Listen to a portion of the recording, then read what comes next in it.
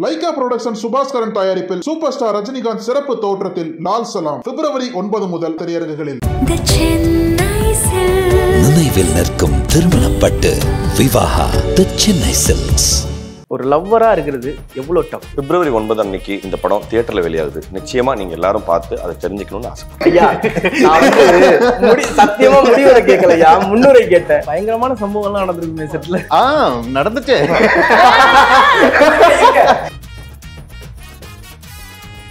எது பத்தி சொல்றீங்க? தெரியும் பாருங்க. ரோலிங் ஆக்ஷன் அப்படின்னு சொன்னோடனே எல்லாம் ஒருத்தரா போனோம். ஒரு 4 பேர் போனதுக்கு அப்புறம் போய் ஆக்ஷன் சொல்லிட்டாங்க. என்னன்னா அப்படியே நிக்கிறாங்க. என்ன செய்ய போய் தெரியலன்னா அப்படியே மயக்கம் மட்டும் விழுறாங்க. ரஜினி சார் உள்ள கையில் என்ன கொண்டு கொண்டு அவ்வளவு ஸ்மூத்தா இருந்துச்சு. அப்படி வராங்க. அது அந்த இடத்துல வந்து ஒரு புகழ்பெற்ற நீர்வீழ்ச்சி இருந்தது. அன்னிலிருந்து அந்த இடம் பேர் கௌரி ஃபால்ஸ்னு. வாட்டர் ஃபால்ஸ் கிடையாது, கௌரி ஃபால்ஸ். அண்ட் ஒரு பாயிண்ட்ல எப்படி ஆயிடுச்சுன்னா, அருண் அண்ட் திவ்யா இவங்களோட life really it's still there. I am Arun, so he is Arun. சரி ஹி இஸ் கன்ஃபியூஸ் ஆயிட்டாங்க. நான் அருண், மதன், திவ்யா.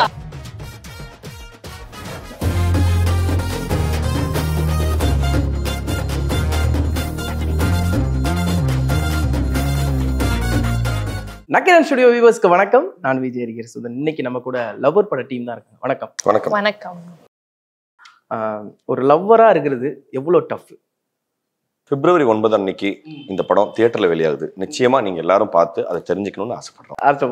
இவ்வளவு சிம்பிளா முடிப்பீங்க நான் எதிர்பார்க்கல. 9ஆம் தேதி பிப்ரவரி இந்த படம் தியேட்டர்ல ரிலீஸ் ஆகுது. ஐயா, நான் வந்து சத்தியமா முடிவுரை கேட்கலையா, முன்னுரை கேட்டேன். இல்ல அதான் சொல்றேன். இன்னும் டீடைல்டா இந்த இன்டர்வியூல நாங்க சொல்றதை விடவும் டீடைல்டா அதுல சொல்லியிருக்கோம். படம் அதுக்கு தானுங்க பண்றோம். கரெக்ட் தான். அங்கிட்டு வந்தா இங்கிட்டு வர்றது, இங்கிட்டு வந்தா அங்கிட்டு போறது. ஓகே, இந்த போஸ்டர் பார்த்தோன்னே மணிகண்டன் அவர்கள் வந்து ஒரு டெம்போ வந்து ஏத்தி இறக்கி அவரோட கெரியரை பார்க்கும் போதே அந்த கிராஃப்ல ஒரு அழகா இருக்கு அந்த கிராஃப். உங்களுக்கு அது எப்படி இருந்துச்சு? ஏன்னா போன படத்துல ஒரு கண்ணு நவந்தா கூட அந்த கேரக்டரோட மாஸ் குறைஞ்சிரும் அப்படிங்கிற மாதிரி இருந்துச்சு மத்தகம் சீரீஸ்.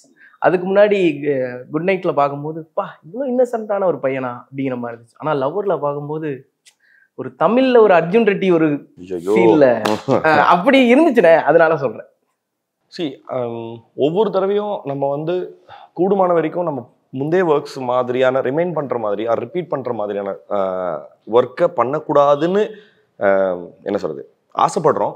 சில சமயங்கள்ல சரி நல்ல ஸ்கிரிப்ட் இருக்கு, இல்லை நல்ல டீம் இருக்குங்கிறதுனால நம்ம போன படம் மாதிரியே சில விஷயங்கள் அமைஞ்சாலும் அந்த ஸ்கிரிப்ட் எடுத்து பண்றோம்.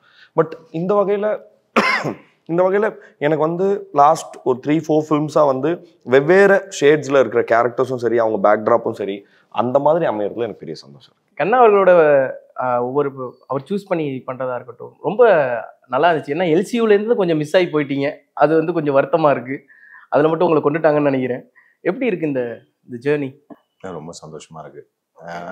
எஸ்பெஷலி அதான் இனிஷியலாக ஒரு செட் ஆஃப் மூவிஸ் வந்து இங்கே நம்மளால ஒரு சீனை ப்ராப்பராக பர்ஃபார்ம் பண்ண முடியும்லேருந்து, ஒரு கேரக்டர் ஒழுங்காக பண்ண முடியும்லேருந்து, ஒரு படம் ஒரு தனியாக ஒரு படத்தை லீடாகவே தனியாக பண்ண முடியுன்ற படம் வரைக்கும், ரத்த சாட்சி வரைக்கும் it was a beautiful journey.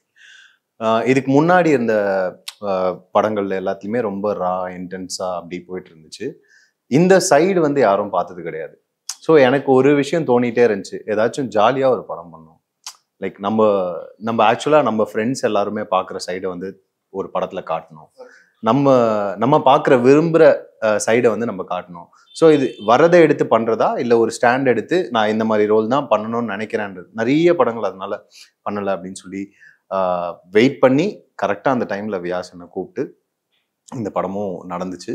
So நம்மளால பண்ண முடிகிற விஷயத்த நினைக்கிறது மட்டும் பார்த்தா அது வரணும் இல்லையா, அது இந்த படத்தில் நடந்திருக்கு. அதுதான் இன்னும் சந்தோஷமா இருக்கு. ஓகே கௌரி, டக்குன்னு பார்க்க வந்து எப்படி சொல்றது, முதல் படத்துல அந்த முதல் சீரீஸ்லேயே வந்து இவ்வளோ போல்டான ஒரு கேரக்டர் எடுத்து பண்ணிருக்கீங்க அப்படிங்கும் போது ரொம்ப ஆச்சரியமா இருந்துச்சு. அப்படியே லவ் டோட்டலாக வேற மாதிரி இருக்கு. இந்த மாதிரி புள்ளெல்லாம் இருந்தா ரொம்ப பயங்கரமா இருக்கும் போலயே அப்படின்னு அந்த ட்ரெய்லரை பார்க்கும் போதே லவ் பண்ற ஒரு ஃபீல் வந்துச்சு. எப்படி இருந்துச்சு லவ்வரோட? இந்த படத்தோட Tamil cinema I mean film இண்டஸ்ட்ரியில் என்னோட என்ட்ரி ஆகிறது வந்து எனக்கு ரொம்ப ரொம்ப ஸ்பெஷலான thing. And I don't know how the director thought of me. ஏன்னா மாடர்னில் பார்க்கும்போது it's totally his vision and his perspective. After watching that இந்த பொண்ணோட இதுவும் பண்ண முடியும்னு I think he had a vision for that. ஏன்னா எனக்கு தெரியாதுல்ல என்னால் பண்ண முடியுமா பண்ண முடியாதான்னு எனக்கு தெரியல. ஆனால் he was the one who first he was the point where it started everything. So அது வந்து எனக்கு ரொம்ப ரொம்ப இன்ட்ரெஸ்டிங்காக இருந்தது. அண்ட் இந்த ஸ்கிரிப்டோட டைமிங்கும் என்னோட லைஃப்பில் வந்து ரொம்ப ரொம்ப இன்ட்ரெஸ்டிங்காக இருந்தது. ஏன்னா ஆஃப்டர் மாடர்னில் வச்சுன்னா even I was thinking okay எனக்கு எந்த மாதிரி ஸ்டோரிஸ் வரும், இந்த மாதிரி ஒரு ஸ்டீரியோடிபிக்கலான ரக்கடான கேரக்டர்ஸ் வருமா, இல்லைனா டக்குன்னு ஒரு முடிவு பண்ணிடுவாங்க, ஒரு டிசிஷன் நாம இப்படிதான் பண்ணுவோங்கிற ஒரு கரெக்ட், இல்லைனா யாராவது என்ன can they see me in a different way அதை பற்றி நான் ஃபுல்லாக ஓவர் திங்க் பண்ணிட்டு இருந்தேன். ஆனால் modern love I think it released on May 17th. May 30th எனக்கு இந்த ஸ்டோரி வந்துருச்சு. எனக்கு வந்து ரொம்ப ஹாப்பியாக இருந்துச்சு. ஓகே. ஆனால் இப்போ ரோஹிணி தேட்டரில் அவ்வளோ பெரிய ஃப்ளெக்ஸ் பார்க்கும்போது எனக்கு ரொம்ப சந்தோஷமாக இருந்துச்சு. ஏன்னா கொஞ்சம் கொஞ்சமாக நம்ம சினிமாவில் ஒரு சில விஷயங்கள் பண்ணிகிட்டே வந்துட்டு இருக்கும்போது இப்போ அவ்வளோ பெரிய ஃப்ளெக்ஸ் அந்த இடத்துல இருக்கும்போது உங்களுக்கு எவ்வளோ சந்தோஷமாக இருந்துச்சு? ஜென்ரலாக நிறைய விஷயங்களுக்கு நம்ம ஆசைப்படுவோம் இல்லையா, பட் இந்த மாதிரி ரொம்ப மெட்டீரியலிஸ்டிக்கான லைக் இப்படி இருந்தால் என்னுடைய அல்டிமேட் கோலே வந்து இது நடந்ததுல சந்தோஷம் தான். பட் ஆனால் நம்மளுடைய இதெல்லாம் நான் என்ன நினைக்கிறேன்னா இதெல்லாமே எப்படி கண்ணாவுமே அப்படிதான் நினைப்பாருன்னு நினைக்கிறேன். இது எல்லாமே எங்களுடைய இலக்கு வேற எங்கேயோ இருக்கு, அதோடைய ஸ்டார்டிங் பாயிண்ட் தான் இது. இன்னும் அது நடந்தாதான் சந்தோஷமே தவிர இரு இப்போதானே வந்திருக்கோம் அப்படின்னு இப்போதானே ஆரம்பிக்குது அப்படிங்கிற மாதிரி. கரெக்டாக இது ஒருவேளை ரொம்ப வருஷத்துக்கு முன்னாடி இதெல்லாம் ஒரு பெரிய ஆசையாக இருந்திருக்கலாம். இப்போ சின்ஸ் நம்ம வளர வளர நம்மளுடைய இலக்குகளும் மாறுது, இலக்குகளும் இன்னும் நம்ம அந்த இடத்துல ரீச் பண்ணணுன்ற நான் ஏற்கனவே ஒரு இன்டர்வியூவில் சொல்லியிருந்தேன். அந்த மாதிரி பல கனவுகளை போட்டு வச்சுட்டு இதெல்லாம் 30 வயசுக்குள்ளே முடிச்சாகணுன்றது இன்னும் அந்த பேப்பரை வந்து அப்படியே அதில் 1 நம்பர் கூட அப்படி டிக் பண்ணல, அவ்வளோ இருக்குது. ஸோ அதனால இது வந்து அப்படிங்களா அவ்வளோ நான் இது உண்மையாக சொல்கிறேன், எதுவும் வேறு இதுவாக இல்லை. இந்த படத்தோட விளம்பரம் இருக்குது. ஓகே, நான் பார்த்துருப்பீங்கல்ல இந்த ஷூட்டிங் ஸ்பாட்டில் ஒரு இப்போ பிகைன் தி கேமரா மணிகண்டன் ஒரு மாதிரி இருப்பாரு, அந்த ஆன் தி கேமரா மணிகண்டன் அதே மாதிரி தானே இருப்பாரு. அதுதான் சொல்ல வந்தேன். அப்படியா? ஆமா, ஆக்சுவலா பெரிய அதான் இப்போ சைலண்டா இருந்த ஒரு விஷயம் பண்ணுவார்ல, ஐ மீன் இந்த அப்படிலாம் கிடையாதா? இல்ல நீங்க என்ன இல்ல ஐ மீன் அதுதான் இங்க இருக்கிற எல்லா ஆக்டர்ஸுமே வந்து இப்ப கட் சொன்னா வேற மாதிரி ஒரு ஆளா மாறிடு அந்த மாதிரின்னு இல்ல. மேபி இந்த சீனோட மூட் வந்து அந்த மாதிரி இருந்துச்சுன்னா அந்த மூடு போறதுக்காக மேபி கொஞ்சம் அப்ப கூட சைலண்டாலாம் யாரும் மெயின்டைன் பண்ண மாதிரி தெரியல. அங்க போய் இவங்க எல்லாம் கதறி அழுதுட்டு இருக்கிற சீன் இருக்கும், ஆனா முன்னாடி உட்காந்து இப்படி உட்காந்து ஜாலியா பேசிட்டு இருப்போம். ஸோ அப்படிதான் இருந்துச்சு. ஸோ அதனால கேமராக்கு முன்னாடி ஒரு மாதிரி பின்னாடி ஒரு மாதிரி அப்படி நான் பார்த்தது இல்லை. நடிக்கும்போது வந்து மேபி சீரியஸா மூடு ஸ்கிரிப்ட் அது ஒன்று இருக்கும், அது பின்னாடி இருக்கும்போது வந்து நிறைய தெரிஞ்சுக்கலாம் அவர்கிட்ட இருந்து கேட்டு. போன இன்டர்வியூல கூட கேட்டிருந்தேன்னு நினைக்கிறேன், ஒரு பாட்டுக்கு ஒரு வரியோட அர்த்தம் கேட்டேன், உடனே டப்புன்னு சொல்லிட்டாரு. அந்த மாதிரி அதான் அவர் படிக்கிற விஷயமா இருக்கட்டும், நிறைய இருக்கட்டும், அண்ட் எக்ஸ்பீரியன்ஸா இருக்கட்டும், அதை இன்ட்ரெஸ்டிங் வேலை எக்ஸ்பீரியன்ஸ்னு சொல்லி எங்கேயோ கொண்டு போயிட்டாரு. இல்ல தலைவர் அப்படி கிடையாது, வயசுல அந்த மாதிரி நான் அப்படி சொல்லுங்க, நீங்க தாங்க அப்படி ஸ்ட்ரெஸ் பண்ணி நீங்களே ஹைலைட் பண்ணி அதுக்கு கட்டம் போட்டுக்கிறாரு அவரு. இன்னொன்னு இப்போ எனக்கோ கண்ணாக்கோ சொல்றேன், எங்க கிட்டத்தட்ட வி ஷேர் லிட்ரலி ஒரு டெக்கேட் ஜேர்னி இருக்கு, 10 வருஷம் ஜேர்னி இருக்கு சினிமாக்குள்ள, 10-12 வருஷம் ஜேர்னி இருக்கு. ஸோ 12 வருஷங்கிறது ரொம்ப சாதாரணமாக. இப்போ கண்ணாவை பற்றி நான் வந்து ஃபர்ஸ்ட் டைம் நான் கேள்விப்படுறேன், இந்த பையன் பாருப்பா 50 ஷார்ட் ஃபிலிம் 100 ஷார்ட் ஃபிலிம் நடிச்சிருக்காப்புல அப்படிங்கிறது. லைக் ஒருத்தனுக்கு வந்து எவ்வளோ வெறியும் என்ன சொல்கிறது அடங்காத காதலும் இருந்தா, அவன் அந்த நடிப்புன்ற ஒரு விஷயத்துக்கு மேலே இருந்தா கண்டினியூஸாக வாலண்டரிலியாக போய் அவ்வளோ ஷார்ட், நான் எனக்கு தெரிஞ்சு ஸ்க்ரால் பண்ணால் கண்ணரவி இது மாதிரி அவ்வளோ ஷார்ட் ஃபிலிம்ஸ் பண்ணியிருக்காரு. அண்ட் அதில் இது கன்ஃபார்மாக ரிலீஸ் ஆகும்னா நம்ம பண்ணலாம் கரெக்டா. ஆனால் அவர் எப்படின்னா இது ரிலீஸே பண்ண மாட்டாங்க, அந்த படத்துலையும் போய் பண்ணுவார். இப்போ college short films final year ப்ராஜெக்டோட சப்மிஷன்ஸ் இருக்குல்ல, அதில் அவ்வளோ என்னோட ஃப்ரெண்ட்ஸ் நிறைய எல்வி பிரசாத்ல இருக்கிறாங்க, அவங்க சொல்லியிருக்காங்க கண்ணாரவிலாம் வந்து அவ்வளோ ஷார்ட் ஃபிலிம்ஸ். நான் அவரு தான் வந்து எங்களுக்கு வந்து ஒரு கோட்டு முகமாக இப்போ ஒரு ஆக்டர் வேணும், இந்த மாதிரி ஒரு ஆக்டர் வேணும்னாக்க கண்ணா வந்துருவாரு அப்படின்னு சொல்லியிருக்காங்க. ஸோ இப்போ கண்ணாவுடைய சைட்ல இருந்தும் எங்களுக்கு வந்து எனக்கு வந்து ஒருத்தனுடைய பேஷனை அவங்க வந்து வேற ரூட் எடுத்திருக்கலாம். இப்போ என்ன ஆனால் என்னன்னா பேஷன் ஒண்ணுதாங்கிறது சொல்றேன். இப்போ நான் போன ரூட் வந்து வேற, அவர் வந்த ரூட்டு வேற. பட் ஆனால் ஈக்குவலாக உட்காந்து பேசும்போது இல்லை, மியூச்சுவலா passion, it was mutually inspiring. அவர் வந்து அவர் சொன்ன விதத்தை பார்க்கும்போது என்னடா ஒரு மனுஷன் இவ்வளோ தூரம் போயிருக்கானே, இவ்வளோ என்ன சொல் இவ்வளோ காதல் வச்சிருக்கான். இன்னுமே சொல்றேன், இன்னுமே ஒரு சீனை அன்னைக்கு நாங்கள் ஞாபகம் இருக்கு, உங்களுக்கு ஞாபகம் இருக்காங்க, நான் இந்த சீன் சொல்றேன். நாங்கள் 2 மணிக்கு ஒரு சீன் வந்து கடல்ல இருந்துட்டு வந்த மாதிரி நடிக்கணும். போயிட்டு மண்ணில் உருள்றாப்புல 2:30 மணிக்கு குளிச்சுட்டு போயிட்டு உருண்டு அப்படி எந்திரிச்சு வந்து நிற்கணும். ஓகேங்களா? ஸோ அதெல்லாம் வந்து நான் சொல்கிறேன், இதெல்லாம் பண்ண முடியாது சொல்லு அப்படின்னு சொல்லி அசால்ட்டாக சொல்லிக்கலாம். ஒரு கேள்வி கேட்கல, அவ்வளோ ரெடி அப்படின்றாப்புல. ஸோ இதெல்லாமே நம்ம யோசிச்சு பார்க்கும்போது இல்லை, நம்ம எவ்வளோ பிளஸ்டான ஆக்டர்ஸ் உள்ளே வச்சுருக்கோம். ஆனால் இன்னும் டைம் ஆகும். நாங்கள்லாம் வந்து இன்னுமே பெருசாக அறியப்படுறதுக்கோ பெரிய பெரிய வேலைகள் செய்யறதுக்கோ டைம் ஆகும். ஆனால் இந்த பேஷன் என்றைக்கும் குறையாதுங்கிற என்ன சொல்ற ஷூரிட்டியை வந்து கண்ணா கொடுத்தாரு. ஓகே, கௌரி எப்படி பண்ணியிருந்தாங்க? ஏன்னா அவங்களுக்கு தெரியும்ல, ஒரு செகண்ட் படம் அப்படிங்கிற ஒரு ஃபீலே இல்லை. நான் ட்ரெய்லர் பார்க்கும் போதே இருந்துச்சு. அவங்க பெர்ஃபார்மரா கௌரியை பத்தி நீ சொல்லு. இன்னும் ஐயோ ஓகே, இந்த கேள்விக்கு நீங்க இதுவே தொடர் வாயத்தோட நாங்க 2 பேரும் பேசுவோம். நாங்க 2 பேரும் பேசுவோம். சடப் ஆக்சுவலா கௌரி வந்து இல்ல, ஒரு ரொம்ப ஒரு ஆக்டர் எனக்கு வந்து அந்த வகையில வந்து சொல்றேன். குட் நைட் மீதாவா இருக்கட்டும், இல்ல ஜெய்பீம்ல லிஜோவா இருக்கட்டும், என் கூட ஒர்க் பண்ற ஆக்ட்ரஸ் வந்து இல்ல, ஒரு என்ன சொல்றது, அந்த பவுண்டரிஸ் இவ்வளவுதான், அப்படி இவ்வளவுதாங்க அந்த கேரக்டருக்காக ஒர்க் பண்ண முடியும், அந்த மாதிரியான எந்த பவுண்டரிஸும் வச்சுக்கிட்டது இல்லை. கௌரிலாம் வந்து அவங்களுக்கு நீ சர்ஜரி இருந்த போதும், அவங்களுக்கு நீ சர்ஜரி இருந்தப்போ இந்த படத்துல வந்து கடல்ல சர்ஃப் பண்ணோம். அவங்களுக்கு நீச்சல் தெரியாம அப்படி இருந்தும் அவ்வளோ எஃபர்ட் எடுத்தாங்க. முடிச்சுட்டு கட் பண்ணாக்கா அந்த சர்ஃபிங் முடிஞ்ச உடனே அடுத்த சீன் வந்து ஒரு பயங்கர பப்ளியான ரொமான்டிக்கான ஒரு சீக்வன்ஸ் நடிக்கணும். அதுக்கும் அவங்க ரெடியா இருந்தாங்க. ஸோ எக்கச்சக்கமா இன்னைக்கு அவ்வளோ அவங்களுக்கு வந்து பர்சனலா என்ன விஷயம் கோத்ரூ பண்ணிருந்தாங்கன்னா, ஷி நெவர் செட் நோ. ஒரு இல்லைங்க இப்படி ஒன்று பண்ணணும் அப்படின்னு சொன்னாங்கன்னா ஷி இன்வெஸ்டட் ஸோ மச். நான் இன்னொன்று, கௌரி வந்து ரொம்ப சென்சிட்டிவான ஆள். சின்ன விஷயத்த வந்து அவங்களால பயங்கர உடஞ்சிட முடியும், பெரிய விஷயத்த தாங்கிக்கவும் முடியும். அவ்வளோ பெரிய மன உறுதி கொண்டவங்க. ஒரு சீக்வன்ஸ் வந்து நாங்கள் ஷூட் பண்ணிட்டு இருக்கோம், அவங்க அழணும், கட்டு சொல்லிட்டாங்க, அவங்களால அழுக நிறுத்த முடியல. ஷி வாஸ் க்ரைங் நிறுத்த முடியல. ஏன்னா அந்த சீன் வந்து அவ்வளோ ஹார்டாக ஹிட் பண்ண சீக்வன்ஸ். அழுதுகிட்டே இருக்கிறாங்க அவங்க. நாங்கள் வேற என்ன பண்ணதா, கிளம்பி வாங்கன்னு சொல்ல முடியாது. So we had to wait. Sorry, அவங்கள சமாதானப்படுத்துறதுக்கோ அவ்வளோ கஷ்டமாயிருச்சு. அண்ட் இந்த படத்துக்காக அவங்க கோத்ரூ பண்ணிட்ட ஸ்ட்ரெயின் வந்து உண்மையாக சொல்கிறேன், ஃபிசிக்கலாக விட்டுருங்க, மென்டலாகவே, இது எங்கள் எல்லாருக்குமே சொல்கிறேன், மென்டலாகவே எங்களுக்கு வந்து அவ்வளோ கஷ்டம் இருந்தது. இப்போது கௌரியை பற்றி கண்ணாவும் சொல்வார்.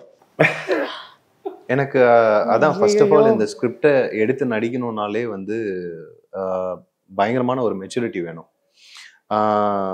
கண்டிப்பா இது எல்லாத்தையுமே இந்த ஸ்கிரிப்ட்ல நடந்தது எல்லாமே கூட அவங்க லைஃப்ல கோத்ரூ பண்ணியிருப்பாங்களான்னு எனக்கு தெரியாது. ஆனா இந்த விஷயத்த புரிஞ்ச ஒரு மனுஷங்களால மட்டும்தான் இதை நான் எடுத்து பண்றேன் அப்படின்ற ஒரு தைரியம் ஒன்று வரணும். இதை நான் ப்ரெசென்ட் பண்றேன் அப்படின்னு சொல்லிட்டு ஒரு தைரியம் வேணும். அதுக்கே நான் பெருசா பாராட்டுவேன். நான் சும்மா அவங்க இருக்காங்கன்றதுக்காக சொல்ல. இப்போ வந்து கௌரி வந்து நான் இப்போ ஒரு ஆக்டரோட சக்சஸ்ன்றது என்னன்னு நான் பார்ப்பேன்னா, ஒரு ரோல்ல அவங்க நடிச்சு அந்த ரோலை வந்து வேற யாரையும் வச்சு அதுல பொருத்தி பார்க்க முடியலன்னா அதுதான் சக்சஸ்ன்னு சொல்லுவேன். கௌரி அதை பெர்ஃபார்ம் பண்ணதுக்கு அப்புறம் நான் நிஜமாலுமே சொல்றேன், என்ன வேற யாராலையுமே வந்து அந்த இடத்துல என்னால பொருத்தி பார்க்க முடியல. அவ்வளோ ஜஸ்டிஸ் பண்ணியிருக்காங்க. அண்ட் அவங்களோட எனர்ஜி எனக்கு ரொம்ப பிடிக்கும். செட்ல டயர்டே ஆக மாட்டாங்க. ஒரு சொன்ன மாதிரி தான், லைக் அந்த பயங்கரமான சம்பவங்கள்லாம் நடந்திருக்குமே செட்ல. நடந்துச்சு. சரி வேணாம் விடுங்க. செப்பனா சரி வேண்டாம். இவ்வளவு பாராட்டி சொல்றாங்க அவங்கள. அதுவும் பாராட்டுதான். அவங்க வந்து எது பத்தி சொல்றீங்க?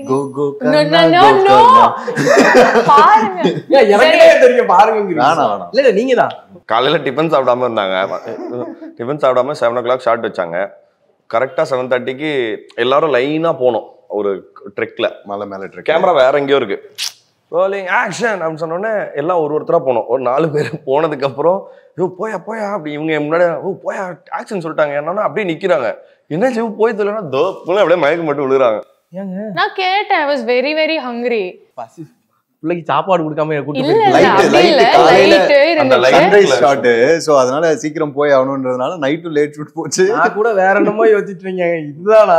இல்ல உனக்கு மயக்கம் பியூட்டி வரும்ல. என்னன்னா லைன்ல இருந்ததுனால இவங்க விழும்போது கரெக்டா இவர் பின்னாடி இருந்தாரு, அப்படியே கேட்ச். இல்லைன்னா மலை மேல இருந்து ஏ அப்பா முனையிலையா அப்படியே பழைய top ல படத்துல காட்டுற மாதிரி உருண்டு போயிட்டே இருக்க வேண்டியதா? உடனே போய் கடல்ல அப்படியே கலந்து அந்த ரஜினி சார் உள்ள கையில் என்ன கொண்டு வந்தோ கொண்டு அவ்வளவு ஸ்மூத்தா இருந்துச்சு. அப்படி வராங்க. அது ஆக்சுவலா நாங்க எல்லாம் பிராங்க் நினைச்சோம். அது சத்தியமா நான் அதான் நினைச்சேன். சத்தியமா prank ஐயோ, ஐயோ, நினைச்சோம். என்ன அப்படியே பேர் இந்த மாதிரி படுத்திருக்காப்ல.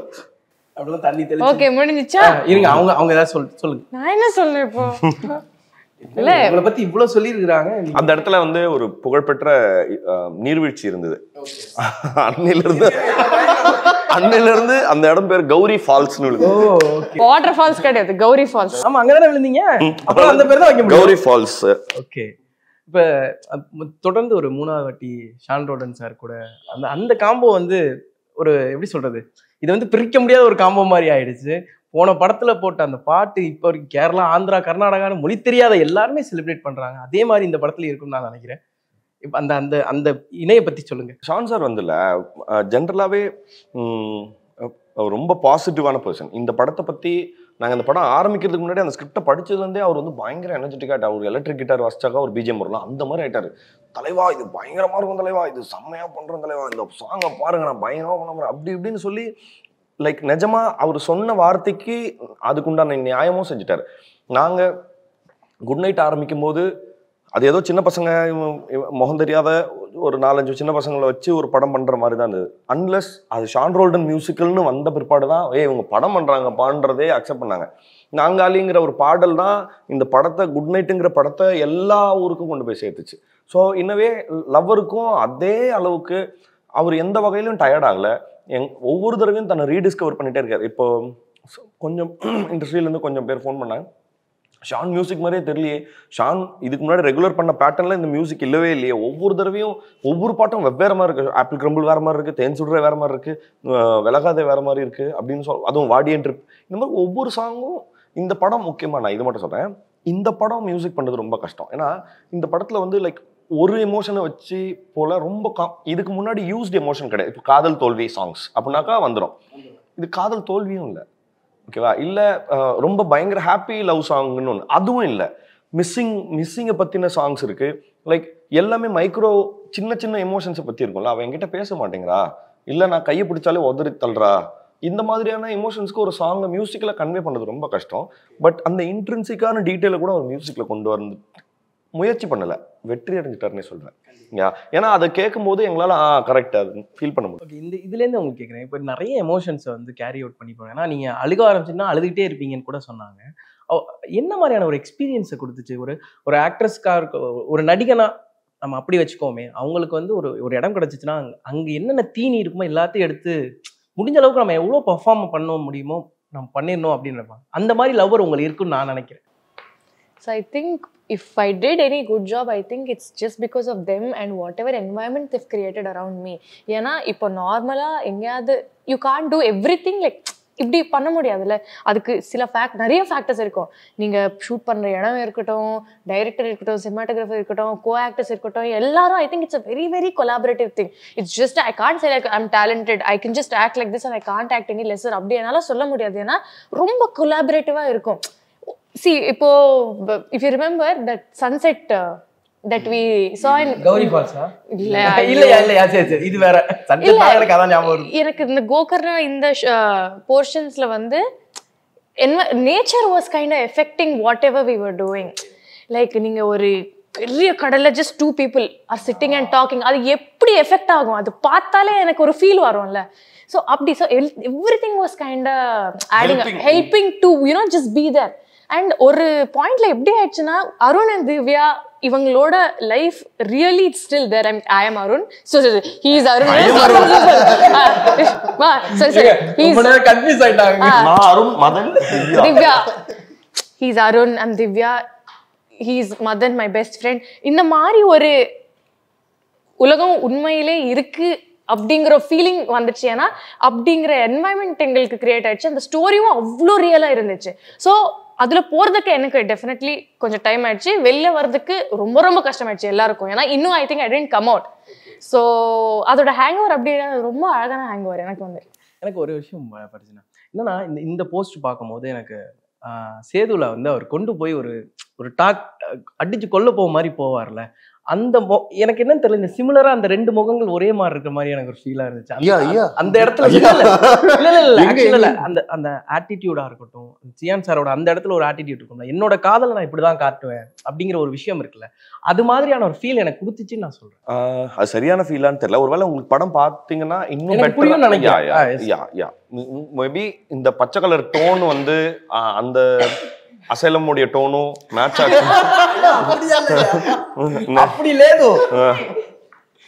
இல்ல மேபி அதனால இருக்கலாம் இருக்கும். பட் இந்த படம் எனக்கு ஏன் வந்து இந்த படம் ரொம்ப முக்கியமா எனக்கு முக்கியன்றதுல, ஜென்ரலாவே இந்த படம் ஏன் வந்து தமிழுக்குமோ இல்லை ஜென்ரலாவே ஏன் இந்த சொல்லப்பட வேண்டிய கதைன்னு நான் நினைக்கிறேன்னா, இது கிட்டத்தட்ட எங்களுக்கு வந்து 2018 எனக்கு இந்த கதை சொன்னாரு. அப்பத்துலேருந்து இந்த கதையை எப்படியாவது சொல்லணும்ன்ற ட்ரீமோடவே இருந்தோம். இது ஏன் ரொம்ப முக்கியம், இந்த படத்துல வேலை பார்த்த எல்லாருமே அதே பொருள் இது ஆமா இந்த கதை ரொம்ப முக்கியம்னு சொன்னாங்கன்னா, இது நிஜமாவே இந்த காலகட்டத்துல எல்லாருமே பண்ண தப்ப அது தப்புன்னு தெரியாமலே பண்ணிட்டு இருக்கோம். ஆமா அப்படிதானே, வேற என்ன அப்படின்னு சொல்லி கரெக்டு, ஆமா வேற என்ன பண்ண சொல்ற அப்படின்னு சொல்லி கேட்குற கேள்வி இருக்குல்ல, அந்த கேள்விக்கு பதில் சொல்ற மாதிரியான படமா இருந்தது. பதில் சொல்லணும்னா, நான் கேமராவை பார்த்து இங்க பாருங்க, நீங்க ஒரு பொண்ணை லவ் பண்றீங்கன்னா அப்படின்னு எந்த கருத்தையும் அவங்க மேல திணிக்கல. நாங்க இப்படி 3 கேரக்டர்ஸ் இருக்காங்க, இந்த 3 கேரக்டர்ஸ்க்கு ஒரு ஜேர்னி இருக்கு, நீங்க அவங்க கூடவே டிராவல் பண்ணி ஒரு செகண்ட் ஒருவேளை அப்படி என்னடா சொல்றீங்க, நான் அப்படியா இருக்கேன் அப்படின்னு உங்களை உணர வைக்கிறதுக்கு உண்டான முயற்சி தான். எங்களுக்கு அது சக்சஸ் ஆகுமா இல்லையாங்கிறதே ரெண்டாவது. ஆனா அந்த அட்டம்ப்டை ரொம்ப சின்சியரா பண்ணியிருக்கோம். பிரபுராம் வியாஸ், நீங்க சொன்ன அந்த அட்டம்ப்டை எந்த அளவுக்கு ஒரு ஃபுல்ஃபில்லா, ஏன்னா இந்த அளவுக்கு நீங்களே உணர்ந்து பேசும்போது ஃபர்ஸ்ட் படம்னு நினைக்கிறேன், அவர் எந்த அளவுக்கு அதை கொண்டு போனாரு? நீங்க சொல்லுங்க. ஏன்னா ரெண்டு இவர் வந்து இன்னும் எனக்கு சீனியர். வியாஸோட 2 அசோசியேஷன்றதுனால இல்ல. ஐ மீன் ஒரு விஷயம் வியாஸ் பற்றி சொல்லணும்னா, லிவின் வந்த டைம்ல, லிவின் சீரீஸ் வந்த டைம்ல வந்து உடனே என்ன பண்ணாங்கன்னா, வியாஸை கூப்பிட்டு லிவின் சீரீஸ் வந்த புதுசுலேயே ஒரு சில ப்ரொடக்ஷன் ஹவுசஸ் கூப்பிட்டு லிவின் மாதிரியே ஒரு படம் பண்ணுங்க அப்படின்னாங்க, இல்லை லிவின் சீசன் 2 பண்ணுங்க அப்படின்னாங்க. வியாஸ் செட் நோ, இல்லை நான் இதை பண்ண மாட்டேன். எனக்கு வந்து கியூரியாசிட்டி, ஏன்னா ஐயோ பண்ணையா, ஏன் ப்ரொடக்ஷன் ஹவுஸ் கூப்பிடுறாங்க, ஏன் பண்ண மாட்டேங்கிற, நீ பண்ணலாம்ல ப்ரோ அப்படின்னு சொன்னா, இல்லை தலைவா நான் ஜெனியூனா இந்த கதையை எழுதணும் அப்படின்னு சொல்லிட்டு இந்த கதைக்கு உட்காந்து ஒரு டைம் எடுத்தேன். அதை எழுதி இந்த ரிசல்ட் வரும் நான் எதிர்பார்க்கல, நான் இதை ஜெனியூனா அட்டெம்ப்ட் பண்ணி முடிச்சேன். ஓகேங்களா? இப்போ இது ஹிட் ஆனது வந்து நம்மளுக்கு கிடைச்ச ரிசப்ஷன் அது. ஓகேங்களா? இந்த ஹிட்டுக்காக நான் உடனே இதையே வச்சு நான் வந்து இன்னொரு கதையை பண்ணேன்னா அது நான் அந்த ஸ்கிரிப்டுக்கு பண்ற இதுவா இருக்கும். நான் திரும்ப ஜெனியூனா ஒரு கதையை எழுதுறேன், அந்த கதையை ஃபுல்லா எழுதி முடிச்சுட்டு அதை நான் அப்ரோச் பண்றேன் அப்படின்னு சொன்ன படம் தான் லவர். அப்போ இந்த படம் எப்படி இருக்கும், நேர்மை எப்படி இருக்கும்? ரொம்ப சந்தோஷமா இருக்கு. லவர் Feb 9 ரிலீஸ் ஆகுது. ஒவ்வொரு வெற்றியும் பார்க்கும்பொழுது ரொம்ப சந்தோஷமா இருக்கு எல்லாருக்கும். ஏன்னா எப்போதுமே நான் பார்க்குற விஷயம் தான், நம்மளேருந்து ஒருத்தருங்கிற ஒரு ஃபீல் இருக்கு. அந்த ஃபீலோட உச்ச நிலைக்கு நீங்க எல்லாருமே போகணும் அப்படிங்கிறதா எங்களோட வாழ்த்து. ரொம்ப ரொம்ப சந்தோஷம். எல்லாரும் February 9 அன்னைக்கு தியேட்டர்ல போய் லவர் படம் பாருங்க. தேங்க்யூ.